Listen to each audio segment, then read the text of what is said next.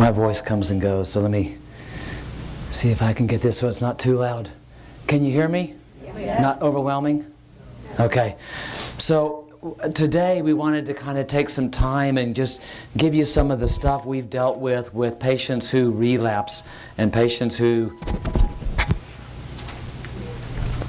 It's too loud to me.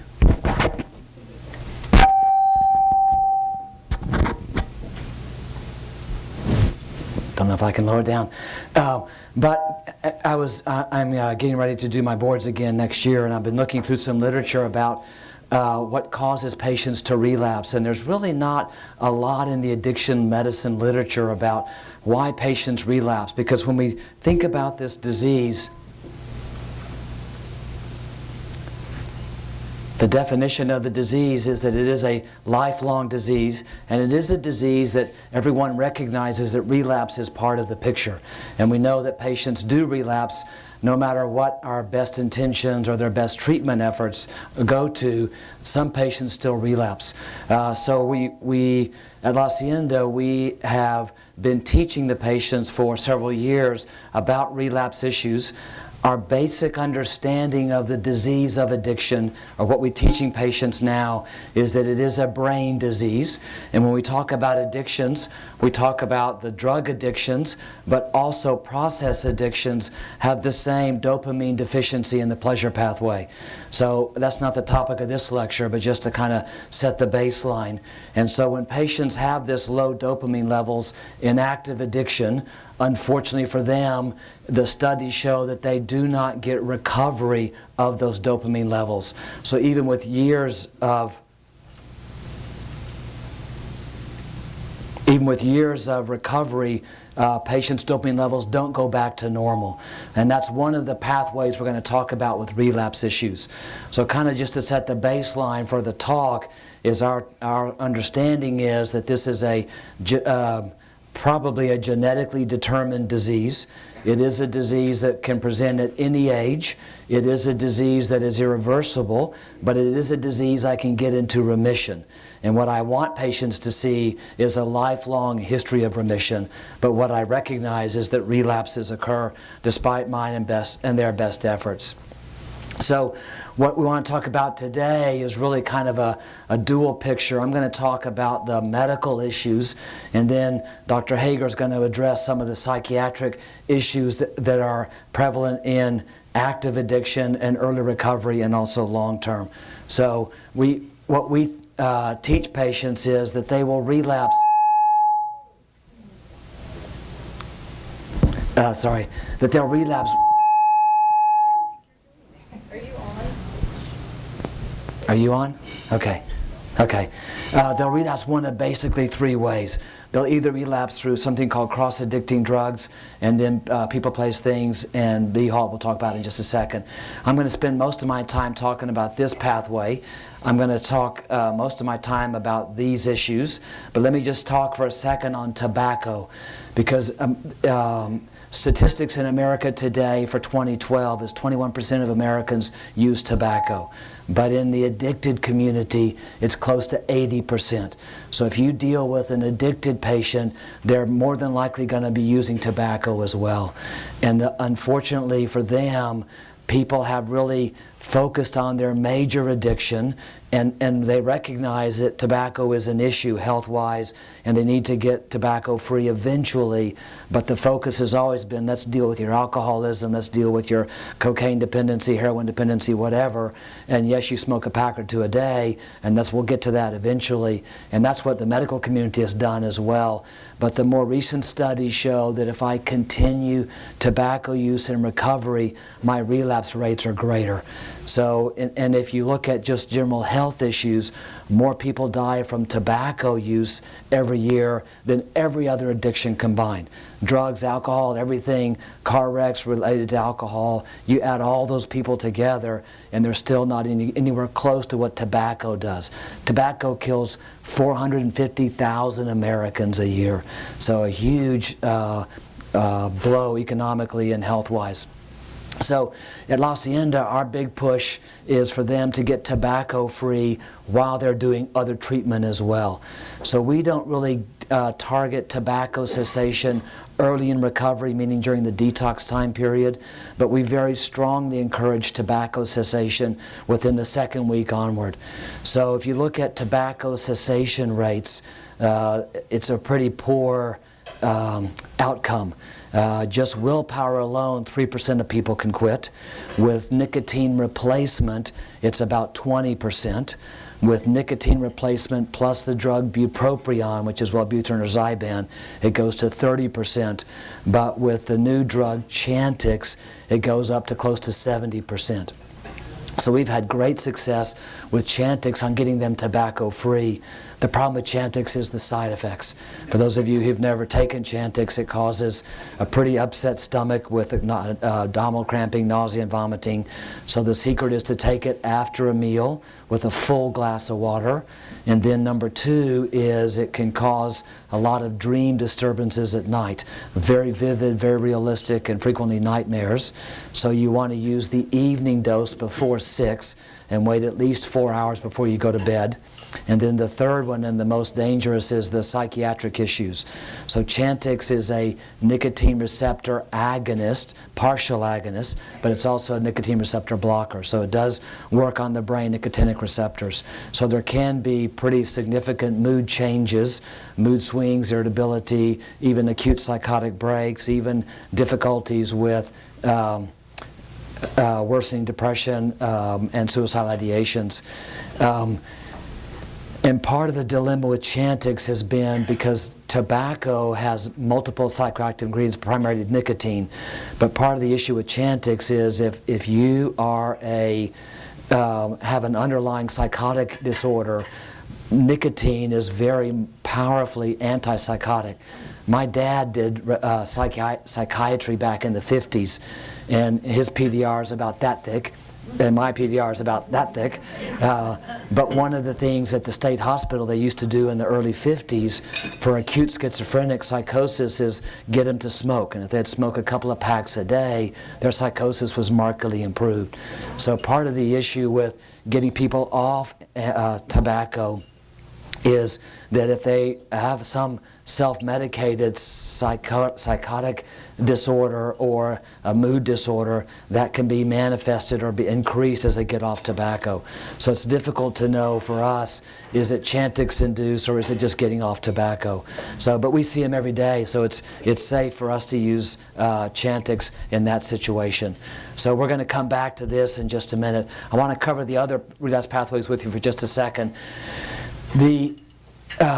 If you look at statistics on recovery, if you plot patients' recovery out, if you start with day one when they get into treatment, and then you mark their recovery, there is a very rapid drop-off rate, meaning high relapse rates in the first trimester, and then it pretty much levels out. It continues to drop some for the next 9 months, but the curve is markedly flattened after 3 months. So people have known for decades that there is a very important time element in recovery to reduce relapse rates. That the longer they're in treatment, the better they do, and the cutoff seems to be 3 months minimum. And people have known that, but they really weren't sure why that was so important time-wise until when they started doing the function MRIs on addicts and addicts in recovery. And that's when they discovered that from my laser sometimes works, sometimes doesn't. But from my memory banks, there is a reflex arc that goes to my pleasure pathway.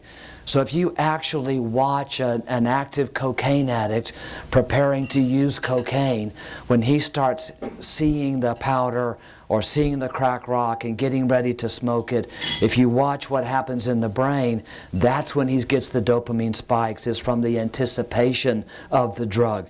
His brain is so trained that when I have that spoon and I have that rock, instead of waiting to smoke and absorb the crack and get to my brain, I'll get the dopamine spike from the anticipation of the drug. So as we look at relapse rates, patients who get exposed to the places they used to go to use drugs with, the people they used to use drugs with, and it can be sight, sound, smells, places, circumstances, payday, their brain associates with drug dependency. Those things can take them back to relapse very rapidly. So as we get into their discharge planning, part of what they've got to figure out is what are their triggers that are still there. What kind of places are they safe to go? Can they go to Mexican food and not order a margarita? Can they go into a pharmacy to buy shampoo without going to the pharmacist and asking for refills for their Xanax? So they have to kind of figure out what those triggers are for them. Now, some new studies that have come out about this 3-month issue. We still didn't understand, even though we saw the dopamine spikes from the memory banks, why the time period was so critical. And they did a study in Florida looking at functional MRI prefrontal cortex thickness. You know, in your brain, the prefrontal cortex is my reasoning, judgment, saliency part of my brain. It gives me the ability to have delayed gratification. It gives me the ability to have reasoning skills, delayed gratification, judgment, values, that kind of stuff. In active addiction, the prefrontal cortex is very thin compared to normal, age-based normal.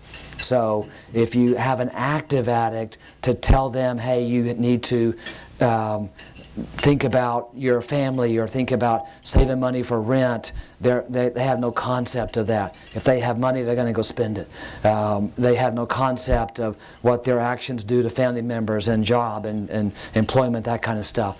So as they got addicts into recovery in Florida and did sequential function MRI scanning to look at the prefrontal cortex, what they saw, which was great news for addicts, is that by 12 months, the prefrontal cortex has regained age-appropriate thickness.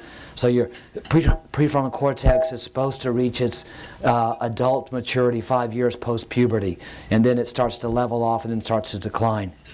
So in active addiction, when I get sober, in 12 months, I'm like another 45-year-old guy who's not an addict, or a 60-year-old guy. But as they backtracked that, they saw that the bulk of the regrowth actually occurs in the first trimester. So I get this rapid rebound in prefrontal cortex thickness, and so they actually can start to conceptualize things and start to make rational choices and start to have delayed gratification. It doesn't reach its plateau for another 9 months, but at the end of 3 months, they're well on their way. So our thinking right now is that this 3-month time drop-off from people, place, things is not because of memory fading, because I have memories from childhood that are still there and still very powerful. So it's not the memories go away, it's just that I regain the ability to say no. I regain that ability to say, okay, if I do this, then this is going to happen. I can see down the road a little way instead of making impulsive choices. So that pathway is really not an issue after the 3-month time period. The other pathway is also time limited, not like the first one we're going to go back to in a second. And this is really more behavioral stuff. So when we talk to patients about, you know, when they're going to get out of here and what they're going to do, one of the big issues we have with them is patients who want to live alone. You know, they may have burnt their bridges, they may have lost their family, they may have lost their house, they've got prepaid apartment rent for 3 months already, and so they want to go back and live alone. I've taken care of over 10,000 addicts and alcoholics, and I see this over and over again where people come back to me and say, you know, you told me I shouldn't live alone when I left, but I knew I could do it, and you know, I relapsed the second day I got home. Because when I'm home alone at night and there's no support system, no one to talk to, I start feeling sorry for myself, I start rationalizing. I can drink one drink just for today, I can take one pill, it won't hurt me to take one hit, and I'll get back on track tomorrow. So we very strongly discourage living alone. We strongly push sober houses, roommates, going back with family, don't live alone. Sleep issues, David may talk a little bit about, but sleep issues are a huge problem in recovery. The sleep disturbances from alcohol can last for months. And the sleep, you know, your sleep has several different parts. I think they've renamed the nomenclature now to N1, N2, N3, and REM sleep. And M3 now is slow wave sleep, and N1 and N2 used to be stage 1 and stage 2, and stage 3 and 4 they've now combined to N3. But alcohol very much impacts REM sleep and slow wave sleep. So you don't get that rested feeling in the morning, and you don't get that REM dream sleep as well. Is impacted for months. So active alcoholics and addicts have a terrible time sleeping. They usually medicate to sleep. So it's a big struggle for them to not have drugs to sleep. So we strongly encourage sleep hygiene. For those of you who don't know what sleep hygiene is, it's to get up and go to bed the same day, same time every day. If you have the Monday morning blues, that means you slept late on Sunday, so you disrupted your circadian rhythm. So you've got to get up and go to bed same time every day, 7 days a week. Number 2, no caffeine within 6 hours of bedtime. Number 3 is no heavy meal within 3 hours of bedtime. So no nap after you get through with lunch today. Number 4 is, in some people, heavy exercise within 3 hours of bedtime can be very disrupting to sleep. Some people with a very high stress level, they need to exercise after work because they have to burn up all that stress before they can shut down and go to sleep. But we recommend no heavy exercise within 3 hours of bed. And then you need to train your brain to use the bed only for sleep. You can have sex if you're married, but not at La Hacienda. If you want to train your brain that when you go to bed, your head hits the pillow, your brain starts to shut off. So if you need to read, limit it to 10 minutes. Don't watch TV in bed. Don't listen to music in bed. Don't get in the habit of talking for hours in bed. You know, bed is usually used just for sleep or for sex. So we teach them those 5 things, and it takes about 14 days of doing that before they start sleeping through the night. But it's a real struggle for them. The anger and emotions is a big challenge because they have suppressed how they feel forever. So now they've got to, you know, how do I deal with my abortion? How do I deal with my divorce? How do I deal with my job loss? How do I deal with my infidelities without having to numb my brain? So now how do I process those? So that's a big challenge that we work on, but that's still something they're going to continue to work on with you.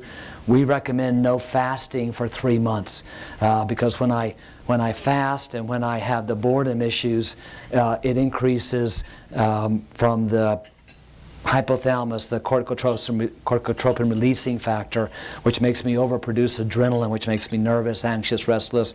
I want to drink to try and control that feeling. So we tell them no fasting, and then they have to have a plan of when they get out. What will get humans in trouble is boredom. And you know, when they come to La Hacienda, they're very engaged. I don't know if you've ever looked at our schedule, but they start at 6:30 in the morning, they finish at 9:30 at night, 7 days a week. So their tendency is to want to kick back and not do anything recovery related, but that's a killer for them. So they need to, we have them actually fill out a day planner before they leave of what the next few weeks are going to be like. So that's not the bulk of our talk. What I really wanted to talk on was really more about this number 1 issue, which is the cross-addicting drugs. Our philosophy at La Hacienda is that chemical dependency means that we're going to be abstinent in recovery from my drug of choice. So for the rest of my life, I am not going to drink alcohol ever again. For the rest of my life, I'm not going to use cocaine ever again. For the rest of my life, I'm not going to take speed ever again. So we're an abstinence-based philosophy. And I can really live the rest of my life without ever drinking. I can do without cocaine. I can do without methamphetamines. But if my drug of choice are opiates, more than likely I'm going to need some kind of pain control before I die. So that's a little bit of a challenge, because for opiate addicts, they know that eventually I'm going to need opiates again. So that is a conundrum in and of itself. So most of the patients accept that I'm not going to be using my drug again. And for opiate addicts, what we tell them is that if you have a pain that is not able to be controlled with non-narcotics, that if you have to use opiates, you should do it with the understanding that it puts you at very high risk for relapse. So you need to make sure your program is strong. We tell them to make sure their sponsor knows that they're going to be put back on opiates. We tell them to never take opiates for more than 5 consecutive days, and that they should not control the opiates themselves. So if the doctor gives them a prescription for hydrocodone for a broken leg, that they should have their wife or their friend or their sponsor or somebody else pick up that prescription and administer the drug to them, because it's too dangerous to have a bottle of 30 tablets of your drug of choice. So we tell them to use those things, and we also we try and get them to understand that in opiate recovery, your pain tolerance is never going to be back to normal. So opiate addicts have a very low pain threshold. The longer they're in recovery, the closer it gets to normal, but it never goes back to normal. So we try and get them to understand that you may have some pain, but it's not going to kill you. So your goal is not to be totally pain-free, but pain that's controlled and doesn't interrupt your lifestyle or life choices. So what I want to really talk about next is this cross-addicting drugs, because what gets us into trouble over and over in the community is well-intentioned doctors who give medications that they think are safe to use because they're FDA approved, and there are good medicines for normal people, but in addicts cause relapses over and over. So the patient may agree that I can't ever take alcohol and tells his doctor, don't give me any alcohol or alcohol substitute or any drugs that have an alcohol base, or may say that, I don't want to have any opiates or an opioid-based drug. But the doctors don't recognize that other drug classes also lead to relapses. So when we talk about cross-addicting or cross-related drugs, you have to think about any drug that is going to raise dopamine levels and give a pleasure response. So if I'm a normal person and I go see a doctor with anxiety disorder, and Dr. Hagar will address this in a minute, but if I see a doctor and tell him I've got panic attacks or anxiety disorder, 99.9% of doctors are going to put them on benzodiazepines, because that's the drug that we've been taught to use. And the more rapid acting we feel like that's the better. So Xanax is more widely used than Valium or Klonopin because there's a very rapid onset of action. So if you say I go see a doctor in recovery and you say, look, I'm an opiate addict and I can't take any opiates, and doctor says, okay, I'm going to put in your chart opiate sensitivity to remind me not to give you opiates, and then you tell the doctor, hey, I'm having trouble with anxiety going back to work, I feel like I can't breathe when I go back to work, or I have trouble sleeping at night, the doctor will put them on a benzodiazepine or a hypnotic agent, and unfortunately they get that same dopamine spike that their drug of use is or causes, and very rapidly their brain doesn't say, oh, I don't feel, I'm glad I'm relaxed and I'm glad I'm not anxious. The brain says, opiates are back, I got to have another opiate, and they're off to the drug dealer to buy opiates. So when we talk about cross-addicting drugs, it really kind of falls into several major groups. One is drugs that cause dopamine release, and those are most commonly drugs like stimulants, opiates, drugs that are GABAergic, and those are drugs, mostly the benzodiazepines, the hypnotics, and the barbiturates, and then drugs obviously that interfere with the endorphins. So where we see patients get into trouble is really with the psychiatric issues, anxiety disorders, chronic insomnia, ADD medications, and those with chronic pain. So what we try and teach them is that there are other safe, non-addicting drugs that we can use with for these type disorders. And I'm going to let David talk a little bit, and then I want to spend some time talking about relapse prevention medications, which is something that my Addiction Medicine Society is really strongly trying to make a push on getting that under control. So why don't you talk about psych issues?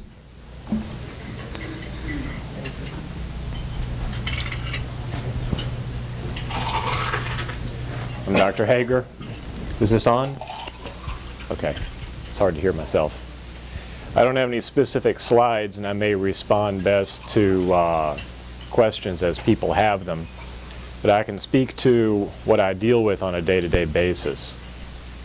The folks that I wind up seeing, generally, over time, what I see is a preponderance of anxiety and depressive disorders, though it is difficult to sort out amongst the folks that I'm seeing whether the anxiety or the depression problem is the result of the substances that are being used or the withdrawal process from the substances.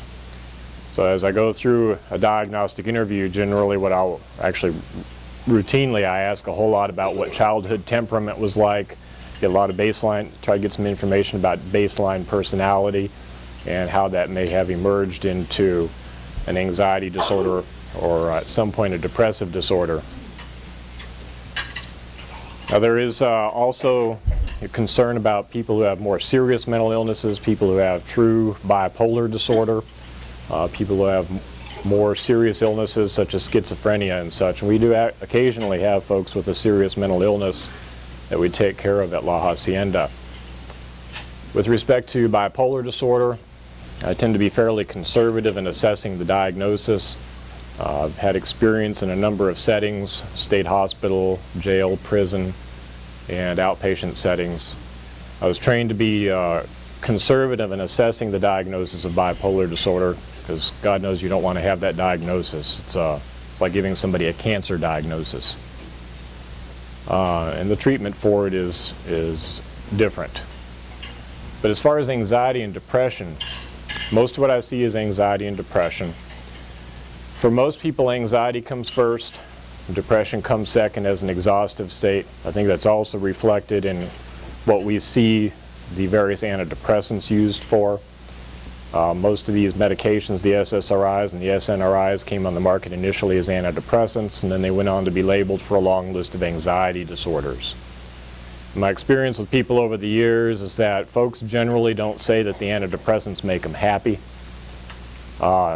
And in fact, I think if the antidepressants made them happy, we'd be detoxing people from antidepressants at La Hacienda. So instead, what I hear from people, what I've heard from people over the years, is that when they benefit from the antidepressants, they are less irritable, their stress tolerance is improved, they have fewer panic attacks, it's a little easier to get up in front of people and talk, that kind of thing. When I talk with folks about anxiety and depressive disorders, and I talk with them about treatment of those, I highlight there are two basic approaches to taking care of such a problem. And the model that I use is the model of high blood pressure. Same thing applies to diabetes, same thing applies to cholesterol problems. I point out that there's a role for the use of medications. There's also an enormous role for changing how life is lived. So for a person who's got high blood pressure, as an example, if the person's drinking and drugging, that has to be addressed. How they deal with stress or how they deal with life needs to be addressed.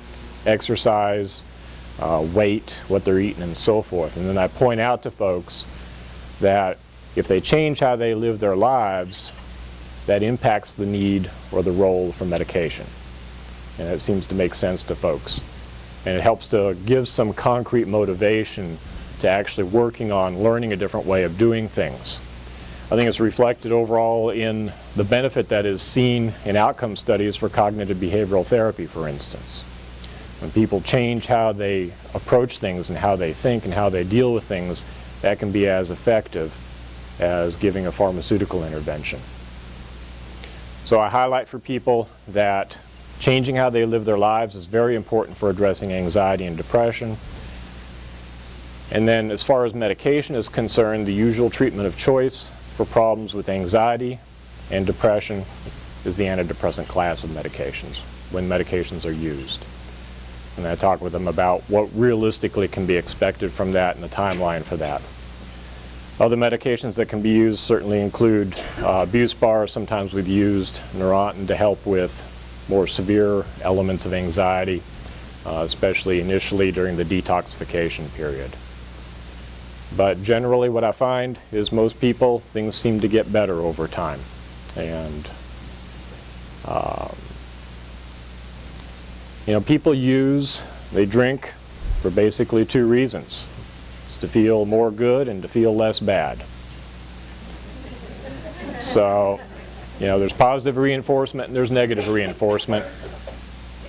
It's pretty common to hear somebody who's real anxious to talk about how they like certain medications or chemicals, not just because they feel good, but also because they feel less bad, because it takes away the anxiety.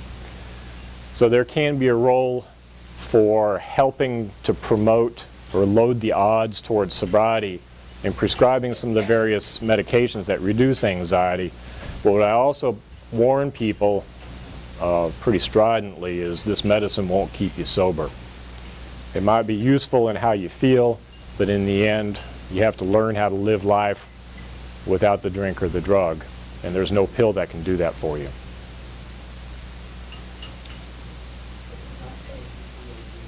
Yeah, ADD and ADHD. Within my profession, there is certainly active discussion about whether it's a good idea to give amphetamines to people who have substance abuse problems, and there are active discussions on either side of that fence. Some pointing out they feel that the stimulants help to reduce the use of substances. Unfortunately, at La Hacienda, we don't see the success cases for those. The people who have been diagnosed with ADHD and are busy shooting up methamphetamine at the same time, they probably shouldn't be using Vyvanse. With respect to the diagnosis, one of the most common problems that we run into is the diagnosis itself. Over and over and over again, what I hear from people is, well, I found the doctor who, everybody knows, writes the prescription, and he gave me the little questionnaire and I knew the answers to give, so he diagnosed me with ADD and he gave me some Vyvanse and he keeps giving me the Vyvanse, and I have ADD, don't I?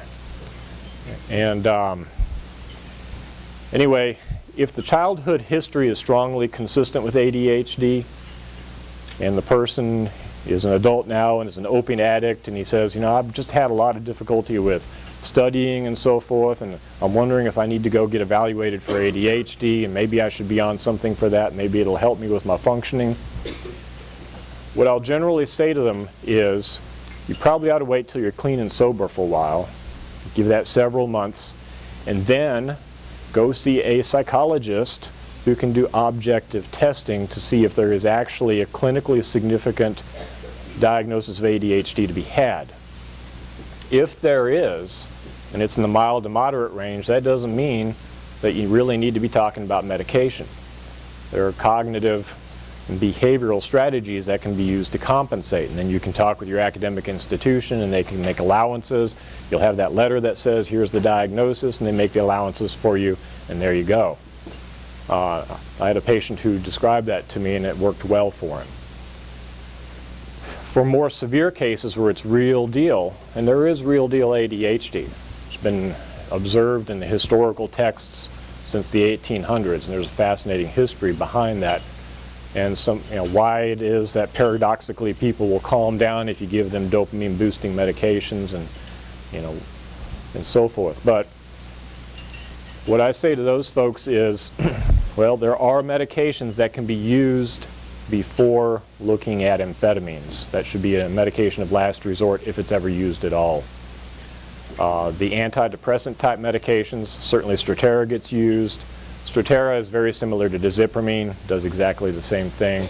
Bupropion is used at times for that. The alpha-2 agonists like clonidine or 10X can be used to help calm things down, and some people do focus better with those medications. And there's also a burgeoning research, finally, looking at some of the Parkinsonian agents, which are dopamine boosting medications, and at least as far as I know so far, don't have any street value. That's generally how I judge the medications. Is this medicine a good idea or not? If it's sold on the street, it's probably a bad idea. Yes?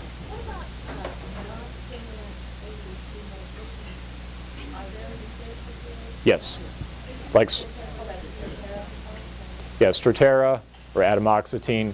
It has zero street value, and if it helps, that's good.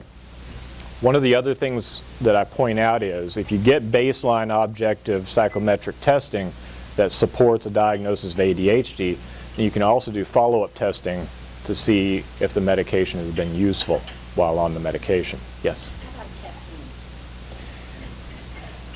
I don't have a problem with that in principle, and if people find that to be useful, that's fine. And certainly for all kinds of other reasons, coffee seems to be a good idea. Yes? Oh, okay. The question was about caffeine.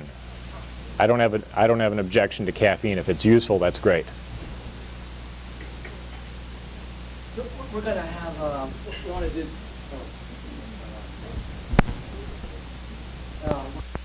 answers at the end. So let me cover some other relapse prevention medications, and then we'll want to have a discussion about medications. So we've presented the bad side of medications, but there are some medications that actually help with recovery.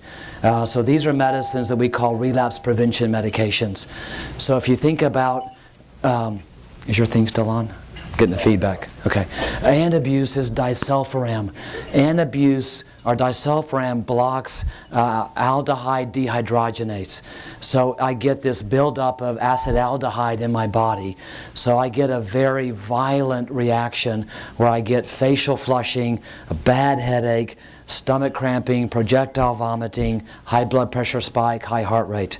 So I can't ever be a closet drinker because everyone's gonna know I'm drinking. So antabuse is really an aversive reaction, and it lasts about 3 days. So if I take a pill of antabuse and I try and drink within 3 days, I'm gonna get this disulfiram reaction. So if I want to drink, I just don't take the pill. But if I take the pill every day, more than likely I'm not going to drink on that drug. So there's a lot of rationale of why you would use antabuse early in recovery. The problem with the antabuse we've had is that number one is it's metabolized by the liver, so you need to have a healthy liver to take it, and you can actually get a chemical hepatitis from antabuse. So I can get liver enzyme elevation, so I got to do sequential blood testing if I take antabuse. And then I also get a peripheral neuropathy, this painful numbness, tingling in the feet and hands that's related to the drug itself. And then when I talk to family members about antabuse, it kind of puts them in a guard role where they're constantly asking their family member, did you take your antabuse today? Did you take your antabuse today? And that's a very uncomfortable situation to be in. So we most commonly use antabuse in the initial stages of recovery, meaning when they get ready to leave LAHA and transition to somewhere else. If it's not in a controlled environment, if they're going to go to an extended care program, then probably not going to need antabuse. But if they're going to a sober house or in a new city, new friendships, back home with old friendships coming back, then antabuse can play a great role in the first 2 to 4 weeks of recovery. Or if you're in a high-risk situation, meaning you live in San Antonio, you have a great support system, a great sponsor, a great home base, but then you have to go to your sister's wedding in Boston. Everybody's going to be open bar, drinking, big party. So I take antabuse the day I leave San Antonio and take it every day I'm at the wedding, or on my Caribbean cruise, or on my Las Vegas convention. So I would use it a lot in short term and then for the transition. But again, it doesn't change what goes on here. The next drug that came out, this came out in the 40s. In the 70s, Naltrexone came out. Naltrexone is an opiate receptor blocker. So if I block the opiate receptor, then alcohol and opiates will not give me any euphoria. So I don't get that relaxed, happy, warm feeling that I used to take the drug or the alcohol to get. So if you look at success rates on naltrexone, it seems to only work in those people who are active in the 12-step community. Meaning if I'm not doing anything but thinking this is a magic pill, it doesn't work. But if I'm going to meetings and working the steps, I have a sponsor, and I take naltrexone, then my relapse rates drop by 1/3. Meaning that I'm 1/3 less likely to have relapsed. And if I did relapse, the relapse is usually much shorter in length and less in intensity of drug usage or alcohol usage. So naltrexone, the oral form is Revia. It's 50 milligram once a day is the best tolerated and most effective dose. 25 is better than nothing, but 50 is better than 25. No additional benefit for 100 or 200. It's once a day, about $130 a month without insurance. With insurance, you have your copay. Vivitrol is a neat idea. Vivitrol is the injectable depot form. So it's a big shot in the bottom once a month. So you go to the doctor, he documents that you came and got the shot, so there's no compliance issues. Success rates with injectable naltrexone are a few percentage points more than the oral, probably related to compliance. But the cost for this without insurance is $130. Cost of this without insurance is $1,300. With insurance, you have your copay, but it's still, if it's 20% of $1,300, that's still several $100s a month. So Vivitrol is used for 6 months, first 6 months of recovery. We've just this last year have started to have insurance companies call wanting their patients on this drug, and they'll pay actually up to 12 consecutive months because it does reduce relapse rates better than just meetings alone. So it's a little over 30% compared to the oral formulation. I never use the injectable until they've tried the oral first, because there is a significant side effect profile, something called a dysphoria. I just don't feel right. A kind of achy, a mild flu type feeling, headaches, nausea, and it doesn't seem to go away even though you take the medicine, or supposed to take it for 6 months. It lasts for the whole time I'm taking the medicine. So if they have that reaction with the tablet, I don't give them the injection. And about 15% of my patients are not able to tolerate naltrexone. The most recent one that came out was a camprosate, which is Camprol. Camprol is unfortunately 6 pills a day.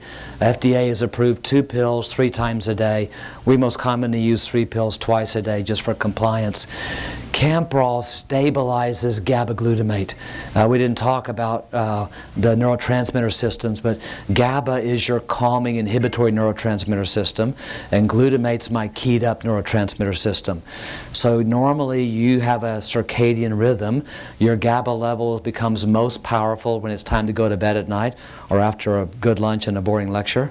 Glutamate's most powerful in the early morning hours around 5 or 6, and you wake up spontaneously. Unless you're a college kid, then it's noon. But there's a constant ebb and flow of GABA-glutamate.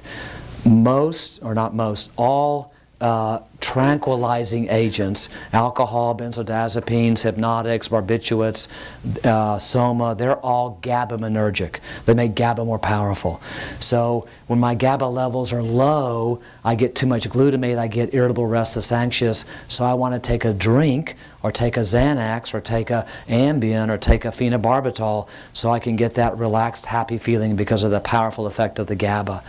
So Camprol stabilizes that GABA-glutamate fluctuation. So theoretically, I shouldn't get the desire to drink because my GABA-glutamate level ratios stay stable.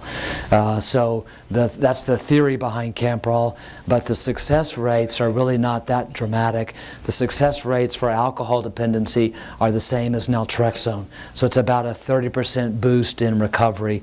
Again, only works if they're active in their recovery community. So patients who go see a doctor and the doctor says, hey, I've got a magic pill, you'll stop drinking, let me give you Camprol. It doesn't work unless the doctor says, hey, look, you got to go to a 12-step meeting, you got to get therapy. Once they get involved in that, then you should add Camprol, not before that. For primarily stimulant dependency, cocaine, methamphetamines, there's not anything FDA approved. We have to go to off-label use, and we commonly use, probably most commonly, topiramate. Topiramate is an anti-seizure drug, Topamax. It does stabilize GABA-glutamate, but for some reason reduces relapse rates with cocaine and meth. Again, about 20 to 30% improvement. Unfortunately, with Topamax, you have pretty wicked side effects. Short-term memory loss, speed speech fluency, word loss. I don't stutter, I block on a word. So if I want to talk about this lady's beautiful blue jacket or aqua, whatever color that is, I can't think of the word jacket. So I block on that word. And then the side effect that people don't mind is the weight loss. It pretty dramatically cuts appetite. So I have early satiety, I don't get hungry, and so I have a pretty significant weight loss with that drug. And if the weight loss continues, you have to stop the drug. I mean, we had one guy who lost, I think, 60 pounds, got down to 120. When I saw him and follow up 6 months later, I said, man, you got to stop Topamax. We have to use off-label. So we very strongly encourage patients to look at these types of medications. They all work from their first day, so you don't have to build them up. You know, we talked about Strattera, the ADD medication that's a non-stimulant. That takes 6 weeks, or 4 to 6 weeks to kick in. These drugs kick in from day one. So we have this discussion with them during their discharge phase, during that final week. And if they agree, then we start them while they're there to make sure there's no side effects. I like to start them at least 3 or 4 days before they go home to make sure they get a good trial before I write the prescription for 6 months. So those are drugs that we have a strong push for patients to take. We've been running our statistics and looking at the frequency that patients will actually take the drug when we recommend it, and it's about half. So about half the patients that the medical team thinks should take one of these drugs will say no. And you know, we are still in the process of trying to get data to see, do those patients really do as worse than those that we have on the drug. But the statistics do show that these drugs do cause or do lead to significant improvement. So I wanted to leave 15 minutes for questions for both Dr. Hagar and I, because the title of this was a discussion, not a lecture. So what questions did you have that we could answer? Yeah, Jeff. Yeah, how are you addressing the relapse rates for opiate dependence? It depends on what led to the relapse. If it's a chronic pain issue, that's one thing. If it's just this a non-stop craving for the drug and the euphoric feeling, then there are those patients who were on Revia and still stopped it and relapsed versus those who were not on the drug. We've had some patients who end up on a Suboxone maintenance program. You know, there is in opiate addiction, there is an opiate maintenance program or opiate maintenance therapy, OMT. And that historically has been done through methadone maintenance. In the last 10 years, well, what is it, 8 years now? There have been FDA's approved Suboxone as an opiate maintenance therapy. The feeling for that in the addiction medical community, there are some docs who feel like that needs to be a lifelong commitment. Other docs feel like it needs to be months to years. Not necessarily lifelong, but stabilization for months to years. And then a gradual, very slow taper off either methadone or Suboxone. Because we have them for a very short time period, that's not something we're able to do at La Hacienda. So if they want that kind of maintenance therapy, we have to refer them to clinics wherever they're going to be to do the follow-up. And Jeff is available in Bernie. Yes? Yes, Dr. Boone, what have you done to implement the tobacco cessation program? Well, we see them every day, so we talk to them about tobacco cessation starting on the second week. And then we try and get them to commit to, we start talking about, listen, you got to get off tobacco while you're here to reduce the relapse rates. So, you know, let's be thinking about, let's get off tobacco. And then the next day we say, okay, now have you picked a day you want to quit? Okay, and then we try and get them to pick a date that they want to look at quitting tobacco. So if they say, I want to stop tomorrow, then the only choice is nicotine replacement, because Chantix takes 7 days to kick in to 8 days. So if they say, well, I want to quit at the end of family program, which is in 10 days. So in that situation, I will say to them, okay, look, your best success rate is going to be 7 days before your quit date. Let's start the drug Chantix and make sure you can tolerate that. And if you can't, if you have side effects, then we'll look at nicotine replacement. Nicotine replacement starts from day one. They're tobacco-free from that day on, if they're successful. The key for nicotine replacement, which is now over the counter, is to do the right milligram. So you have to think about each cigarette is equal to 1 milligram of nicotine. It varies a little bit, but it's equivalent to 1 milligram of nicotine. Each dip or chew is 3 milligrams of nicotine.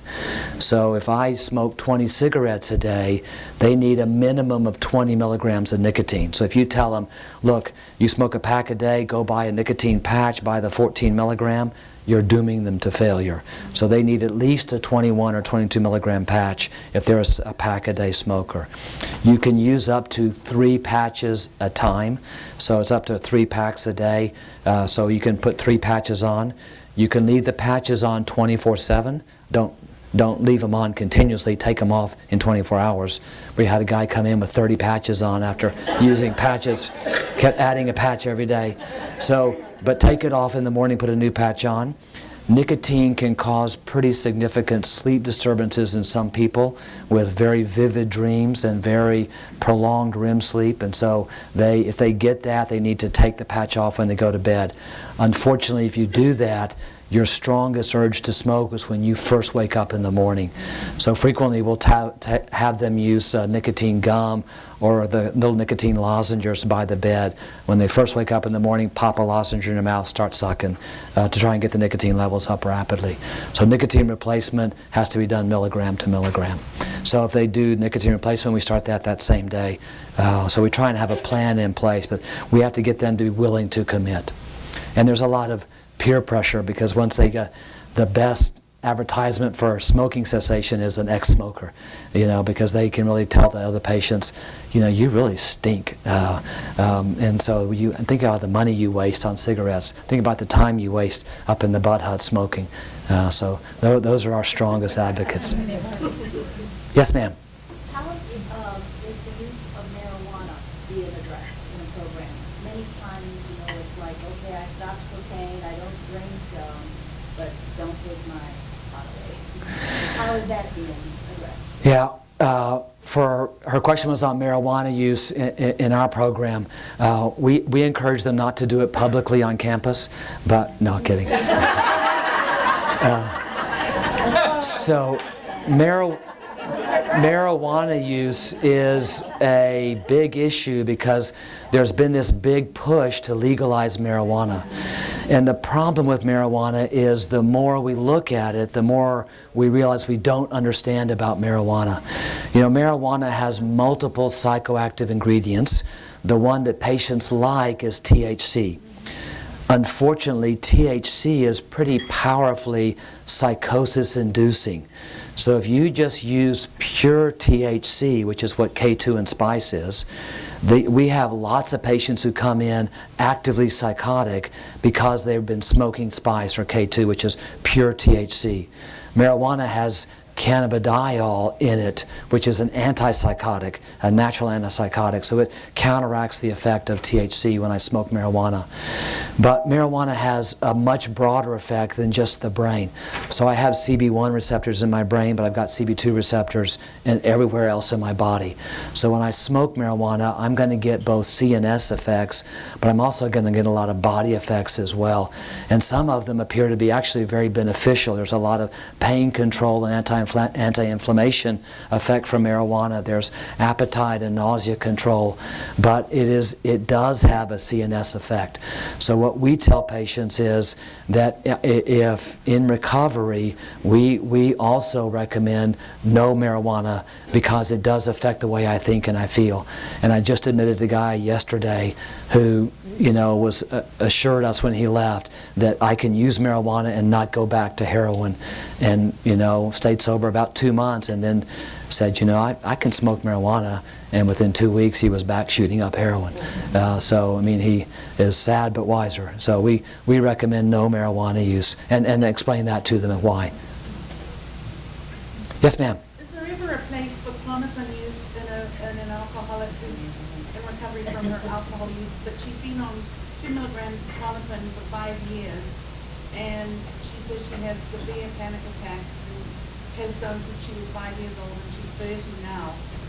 Is there ever a place for keeping her on what has worked, she says has worked for her, or to try and get her on something else? I'll address it and I'll let Dr. Hagar answer it. I have had innumerable patients tell me that the only thing that helps me is a benzodiazepine, and I've had patients with medical issues who only benzodiazepines, the only thing in the literature that's proven to be effective, and for some of these muscle dystonias, and I have had zero success. Every patient has relapsed on benzodiazepines, but I'll let the psychiatrist address it as well.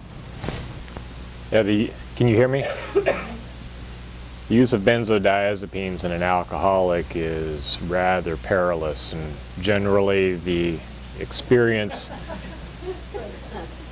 of an alcoholic is that a benzodiazepine is just alcohol in a pill.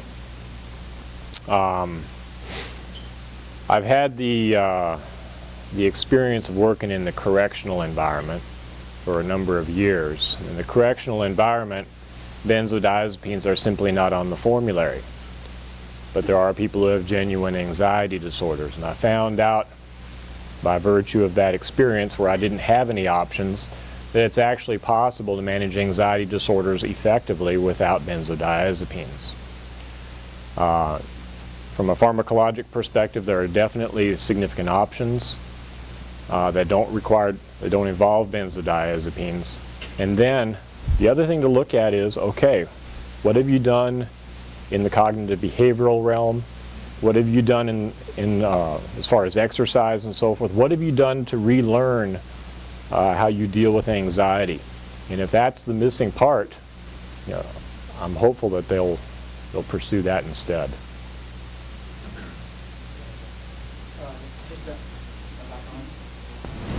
Yeah, just a clinical pearl. The SSRIs are used very heavily for both depression and anxiety, but they have a side effect that people don't like, which is a marked reduction in libido and some anorgasmia. And the higher the dose, the worse it is. There is another antidepressant, trazodone, that is used frequently for sleep at night. It is a marked, it has a somewhat of an aphrodisiac effect.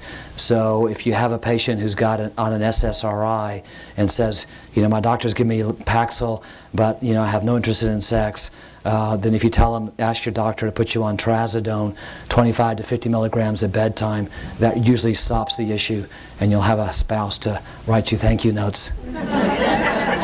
Yes, ma'am. I am curious about what is being done in the research field and also medical field to treat the patients better, addiction better. Something like maybe implants in the brain that steadily, it regulates, at the neurotransmitter site. Something being done? Oh, her question was about new research on treatment of addictions, and there's a host of things that are underway. Most of the things are looking at different drug classes effects. Docs want a pill to fix something, so they're looking at different drug classes for relapse rates, looking at depot forms where the compliance is not an issue, where they'll do an injection or an implant that lasts for 3 months. I have not seen any research on brain implants yet. I've got a meeting in Chicago in April, so I'll find out there what's coming up. But most of the research that they presented last year was all about different medication formulations. And it's been a big enough challenge to get people to understand that addiction is a disease. It's not a behavioral issue. And so even the insurance companies still don't treat us like a disease. I mean, when's the last time that someone told a diabetic, well, you've only been in DKA twice, so you go back and do it a third time and then we'll put you in the hospital. So, yes, sir? For patients that general anxiety disorder have severe panic attacks, and they have to successfully recover from alcohol, what's your experience or your drug employees helping other than SSRI and daily? What would be your rescue medication that is not a bedside? Well, the preferred rescue strategy for a panic attack is a solid foundation of cognitive behavioral strategies. Because that can, if people have that in hand, what it actually will do over time is reduce the severity and frequency of the panic attacks. People who have learned how to deal with their panic attacks note that the panic attacks get better. They have cognitive behavioral strategies for doing that. Meanwhile, use of Visceral can be, Visceral is sometimes used, Neurontin is sometimes used, but I really do direct people to learning ways of coping cognitive behaviorally with the panic attacks themselves. You can reduce the baseline level of anxiety using the SSRIs, using trazodone, nifazodone is still out there, those kinds of medications, and that'll diminish the frequency of the panic attacks. Rescue medications, whatever. First of all, a panic attack's not going to kill a person. All right? So a benzodiazepine can. If we're dealing with an addict or an alcoholic and I give them Xanax as a rescue medication, then that person is very likely to go back out to drinking again, and then you got a dead person instead of a person with a panic attack. So rescue medications, yeah. Visceral maybe, Neurontin maybe, cognitive behavioral therapy preferred. I have a two-part question. The first part is related to over-the-counter sleep aids, such as Tylenol PM, Benadryl, Visceral, those. Do you discourage the use of those for people that are in recovery, and does that affect the relapse rate? Because I know they are also habit forming. The second part of the question is, what's being done at the medical school level to teach more addiction science to doctors? Because as clinicians, we don't have the ability to unprescribe or prescribe anything.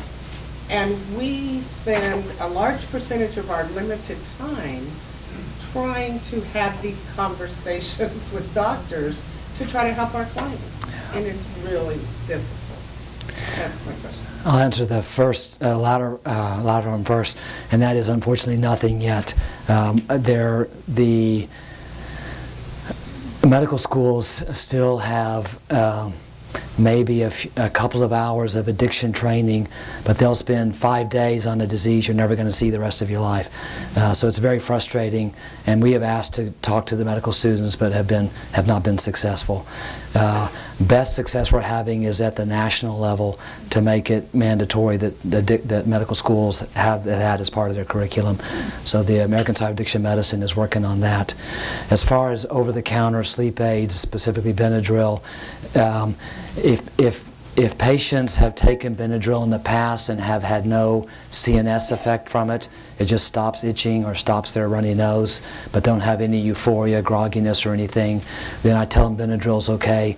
But the vast majority of patients do get some grogginess and drowsiness from Benadryl. So if they've ever taken Benadryl and I ask them, how do you feel like when you take a Benadryl?